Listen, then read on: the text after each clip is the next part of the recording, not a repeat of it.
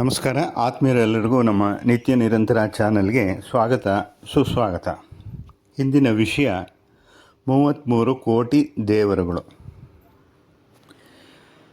ನಮ್ಮ ಭಾರತೀಯ ಸಂಸ್ಕೃತಿಯನ್ನು ಎಲ್ಲ ಹಿಂದೂಗಳು ತಾವೇ ತಿಳಿದಿದ್ದೇವೆ ಎಂದು ಭಾವಿಸಿದ್ದಾರೆ.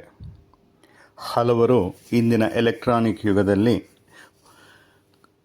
ಹಣೆಗೆ ಮೈಕೈಗೆ ಭಸ್ಮ ಕುಂಕುಮಗಳನ್ನು ಹಚ್ಚಿಕೊಂಡು ಕೊರಳಲ್ಲಿ ರುದ್ರಾಕ್ಷಿ ಸ್ಫಟಿಕ ಮಾಲೆಗಳನ್ನು ಹಾಕಿಕೊಂಡು ಟಿ ವಿಯಲ್ಲಿ ತಮ್ಮ ಅನುಭವ ಅಥವಾ ತಿಳಿವಳಿಕೆಯನ್ನು ವ್ಯಕ್ತಪಡಿಸುತ್ತಿರುತ್ತಾರೆ. ಅಥವಾ ಹಲವರು ತಾವೇ ವಿಚಾರವಾದಿಗಳು ಎಂದು ಬಿಂಬಿಸುತ್ತಾ ಧರ್ಮದ ಬಗ್ಗೆ ತಿಳಿವಳಿಕೆ ಅಥವಾ ಅವಹೇಳನವನ್ನು ಮಾಡುತ್ತಿರುತ್ತಾರೆ. ವರ್ಣಾಶ್ರಮವನ್ನೇ ಜಾತಿಯ ಮುಖ್ಯ ಹಂದರ ಎಂದು ಹೇಳಿ ದಾರಿ ತಪ್ಪಿಸುವುದು ಕಣ್ಣು ಮುಂದೆಯೇ ಇದೆ. ಪುರಾಣ ವೇದ ಶಾಸ್ತ್ರಗಳನ್ನು ಉಲ್ಲೇಖಿಸುತ್ತಾ ತಮಗೆ ತಾವೇ ತಿಳಿದವರು ಎಂದು ಹೇಳುತ್ತಾ ಇಂದಿನ ಎಲೆಕ್ಟ್ರಾನಿಕ್ ಯುಗದಲ್ಲಿ ಅದನ್ನು ನೋಡುವ ಹಿಂದೂಗಳು ಮಂತ್ರಮುಗ್ಧರಾಗಿ ಅದನ್ನು ಪರಿಶೀಲಿಸದೆ ಮಹಾಜ್ಞಾನವನ್ನು ಪಡೆದವರಂತೆ ಅದನ್ನೇ ಪುನಃ ಗಿಳಿಗಳಂತೆ ವರದಿ ಒಪ್ಪಿಸುತ್ತಾ ಸಮರ್ಥಿಸುತ್ತಿರುತ್ತಾರೆ.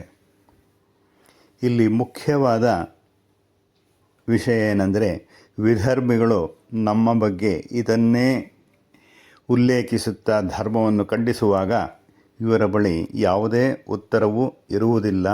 ಹಾಗೂ ನಮ್ಮ ಧರ್ಮದ ಬಗ್ಗೆ ಕೀಳಿರಿಮೆಯನ್ನು ಬೆಳೆಸಿಕೊಳ್ಳುವುದು ಸರ್ವೇ ಸಾಮಾನ್ಯವಾಗಿದೆ. ನಮ್ಮ ಧರ್ಮದಲ್ಲಿ 33 ಕೋಟಿ ದೇವರುಗಳ ಬಗ್ಗೆ ಉಲ್ಲೇಖವಿದೆ ಎಂದು ಹೇಳುತ್ತಾ ನಮ್ಮ ಧರ್ಮವನ್ನು ಅವಹೇಳನ ಮಾಡುವವರು ಬಹಳಷ್ಟು ಮಂದಿ ಇದ್ದಾರೆ.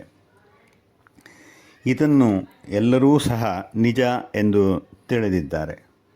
ಆದರೆ ವಾಸ್ತವತೆ ಯಾರಿಗೂ ಸಹ ತಿಳಿದಿಲ್ಲ, ಹಲವರಿಗೆ ತಿಳಿದಿರಬಹುದು.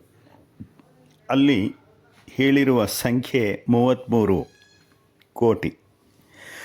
ಕೋಟಿ ಎಂದರೆ ಒಂದು ಅಂಶದ ಬಗ್ಗೆ ಎಂದು ಸಂಸ್ಕೃತದಲ್ಲಿ ಇದೆ. 33 ಇದರಲ್ಲಿ 12 ದ್ವಾದಶ ಆದಿತ್ಯರು, ಏಕಾದಶ ರುದ್ರ, 8 ವಸುಗಳು, ಸೂರ್ಯ ಚಂದ್ರ. ದ್ವಾದಶ ಆದಿತ್ಯರು 12, ಏಕಾದಶ ರುದ್ರ 11, 23, 8 ವಸುಗಳು 8, 31, ಸೂರ್ಯ ಮತ್ತು ಚಂದ್ರ 33. ಇವುಗಳು ಒಂದು ಗುಂಪು. ದ್ವಾದಶಾದಿತ್ಯರಲ್ಲಿ ವಿಷ್ಣು, ಧಾತ, ಭಗ, ಪೂಷ, ಮಿತ್ರ, ಇಂದ್ರ, ವರುಣ, ಯಮ, ವಿವಸ್ವಾನ್, ಅಂಶುಮಾನ, ತ್ವಷ್ಟ, ಪರ್ಜನ್ಯ. ಇವರು 12 ಮಾಸಗಳ ಅಧಿಪತಿಗಳೂ ಹೌದು. ಇದೇ ನಾವು ಪುರಾಣಗಳಲ್ಲಿ, ವೇದಗಳಲ್ಲಿ, ಶಾಸ್ತ್ರಗಳಲ್ಲಿ ಹೇಳಿರುವ 33 ಸಂಖ್ಯೆ.